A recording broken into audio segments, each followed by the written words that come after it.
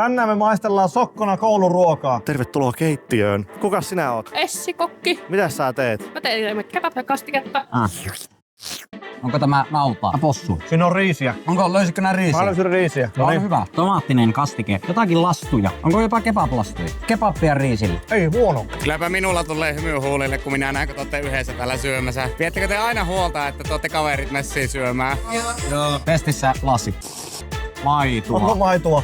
Mä saatoin vähän huijata. Mä kävin tuolla keittiössä. Mä näin, että siellä oli kebab-kastiketta ja mä kysyin siltä keittäjältä, että mikä on kebab-kastikkeen salainen ainesosa. Mitä sä sanot? Kebappi. Auttaako kouluruoka jaksamaan? Kyllä, jos syö. 5 tähtiä. 5 tähteä. Ruokavaihtoehto numero 2. Ei, on hyvä. Syönkö me samaa lautas? Konsta maista sitä.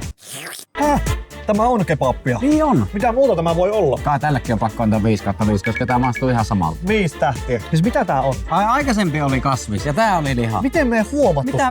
Meillä meni vähän eri päin nämä. Mä kuulin, että ruokalistaan on tehty muutoksia. Mitä sinne on tehty? On laitettu lempiruokia. Tän koulun lempiruuat on nuggetit, hampurilainen ja tortillat. Eli niitä ruokia tullaan syömään täällä enemmän. Tää vaatii erityistä keskittymistä, mä saan tätä haarukkaan. Joo, mä voin työtä sua vähän lähemmän. Ei tarvi. Miksi yhdessä syöminen on tärkeää? No, että sä et jää yksin ollenkaan. Niin, että jos ei ole kavereit, niin jotkut ei uskalla tulla tänne syömään, sitten vaan menee vessaan koko ruokailuajaksi. Ja vielä juoma.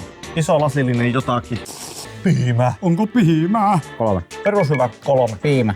0. Piimä 5. Ei. Kilpailu, se vantaalainen koulu, jossa kouluruokailijoiden määrä lisääntyy eniten, voittaa meidät sinne koululle keikalle. Syökää. Hyvin. Joka päivä. Kaikkien kanssa.